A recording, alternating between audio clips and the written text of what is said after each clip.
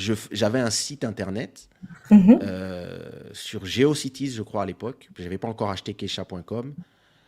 Et sur mon site internet, je faisais Ma cousine Dalia, c'est la femme de mon Ah, cousin. c'est On est ta on est en cousine. famille ici. Oui. Coucou, cousine. Et en fait, quand j'étais donc sur mon site, j'avais beaucoup de design. Mhm. Et alors, je ne sais pas si tu te rappelles des sites internet, comment ils étaient en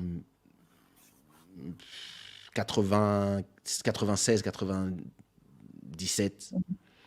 Les sites, en fait, bon, c'était beaucoup de texte, très peu d'images parce que l'Internet était lent. Ouais. Et puis derrière tu mettais souvent une espèce de mur, qui, un motif qui se répétait, une espèce de mur comme ça. Et moi, en fait, comme je faisais du graphisme, j'avais designé mon propre mur. Mhm. Donc jusque-là, rien d'extraordinaire. Donc bon, voilà, hein, j'avais au lieu que les fonds de mon site internet soient blancs, bah, c'était une espèce de mur. Ça ressemblait à un faux mur, là, tu sais, les murs avec des textures comme ça. Donc j'avais fait une texture jaune, une texture un peu rose, et une bleue et une blanche. Et donc, bon, jusque-là, normal. Et moi, j'étais fan d'un magazine de Quincy Jones qui s'appelait Vibe Magazine. Oui, ça. Et donc, un jour, ils annoncent que Vibe Magazine, donc vers 1995-96, ils annoncent que Vibe Magazine va enfin créer son site web. Mhm. Donc, c'était vraiment avant l'explosion de l'Internet. Mhm.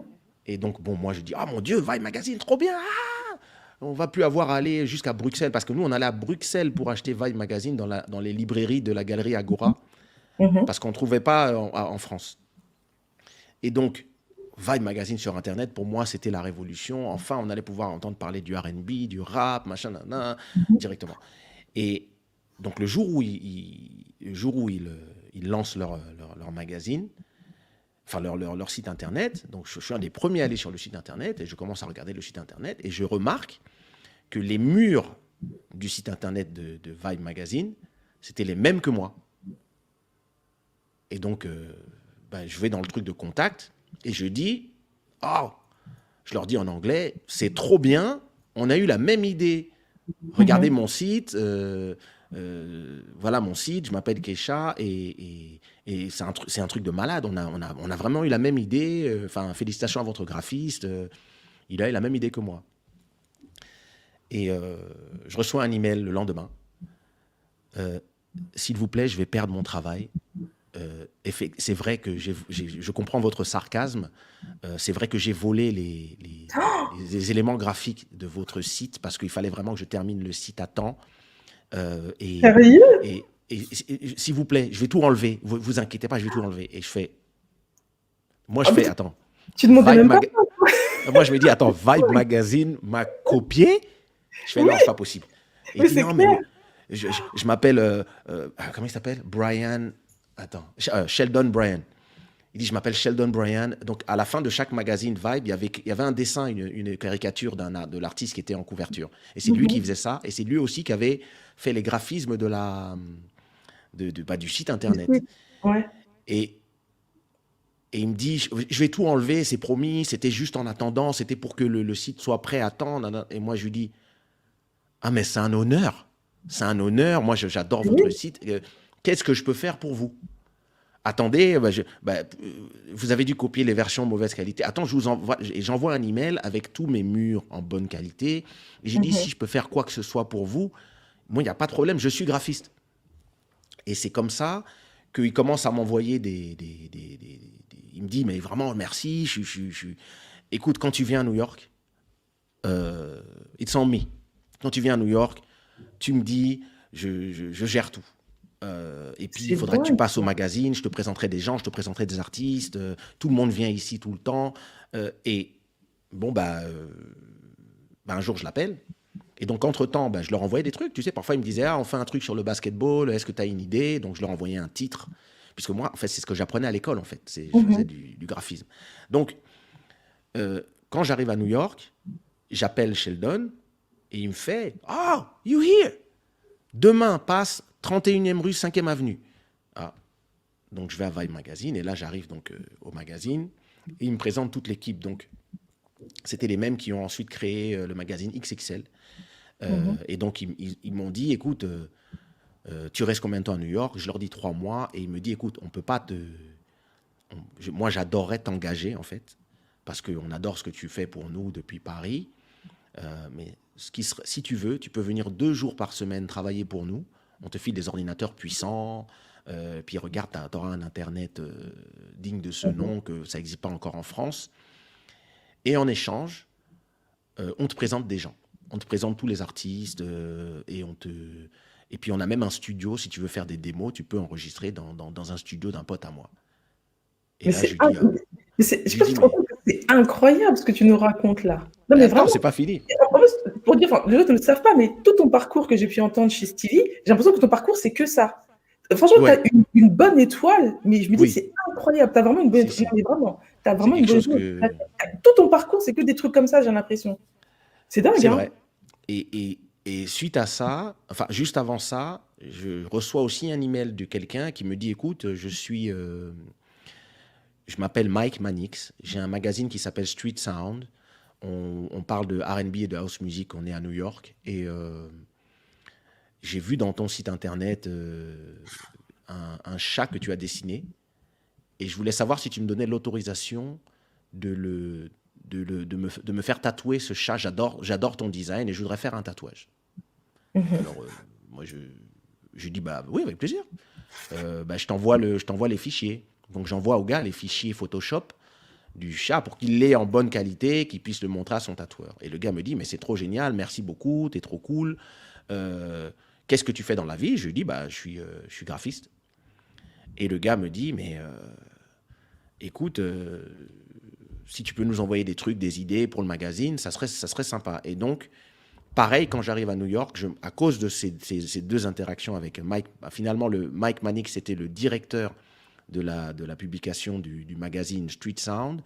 Et Sheldon Bryan, c'était le graphiste de Vibe Magazine. Et en fait, je me suis retrouvé à bosser pour Street Sound et Vibe Magazine en échange de justement rencontrer des artistes Mhm. et avoir des séances de studio gratuites. Donc maintenant, Sheldon m'emmène dans un studio et il me dit, écoute, j'ai parlé à mon pote, tu peux utiliser ce studio et c'est le studio de Puff Daddy.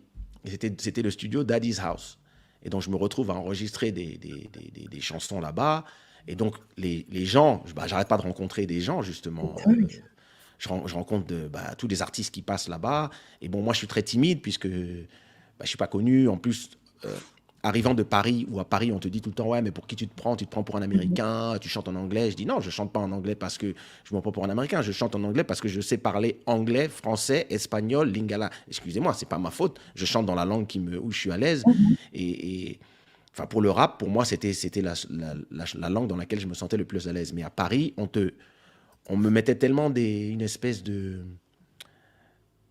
On créait une espèce de complexe que je n'avais Le pas en fait. complexe, Donc ouais. quand je Ouais. suis arrivé à Ouais. Paris, quand je suis arrivé aux États-Unis, j'étais super complexé et j'osais pas faire écouter aux gens. On m'a présenté Jay-Z, Foxy Brown, Leaders of the Underground. Et à chaque fois, j'étais là, Wow. je disais rien. Je disais, ouais, mais c'est un gars de Paris, nanana. Oh, yeah, yeah, yeah. Oh, parlez-vous français? Je faisais, ah, oui, oui, oui. Tu vois, j'arrivais pas à dire aux gens, même à leur parler directement en anglais, en leur disant, yo, hey, you know, I do. Non, j'étais vraiment trop timide. Mhm. Et jusqu'au jour où Sheldon m'emmène dans une soirée. Il m'emmène dans une soirée et dans cette soirée, quand la soirée est finie, on se retrouve tous dans la rue et je vois un attroupement de gens. Donc moi, je commence à avoir peur parce que j'avais trop entendu de choses sur les États-Unis. Donc je me Mhm. disais, hey, on va nous tirer dessus ici. Et on est à Brooklyn et, Sheldon me dit, viens, viens, viens, viens, viens. Et moi, je me dis, mais il est fou. Il est fou. Bon, on y va. Et là, on se met en...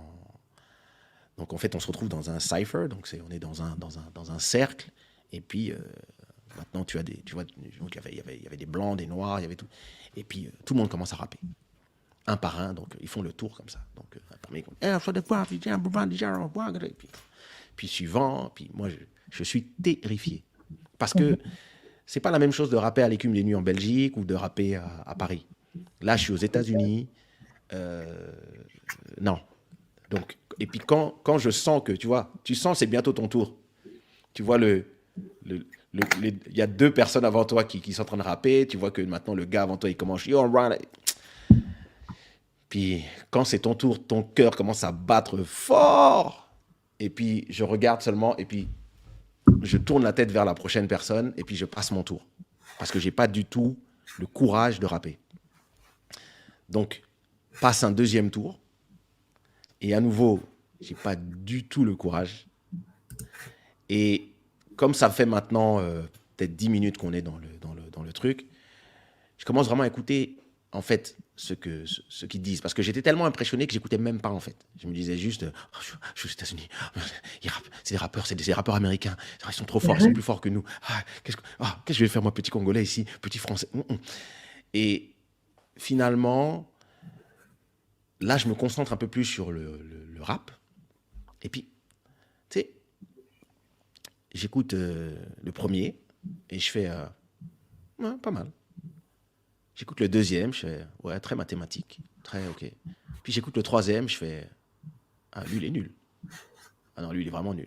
Puis après, j'écoute il y a un blanc qui commence à rapper, je fais pas mal.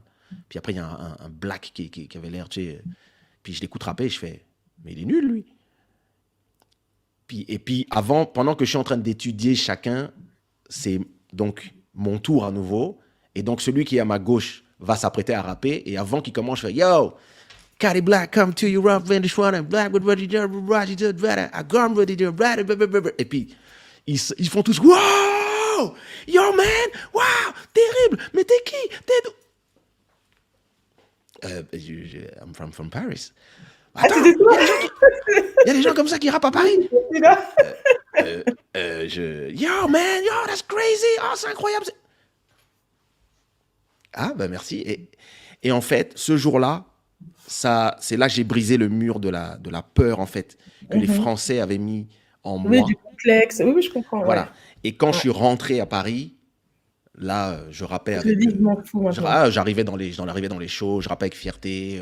Je voyais les mecs qui étaient fâchés, je les regardais dans les yeux pendant que je rappais. Je regardais leur go qui était là. Et je chantais pour leur go. et, et en fait, ça a vraiment changé ma perception de mon propre multiculturalisme, en fait. Mhm.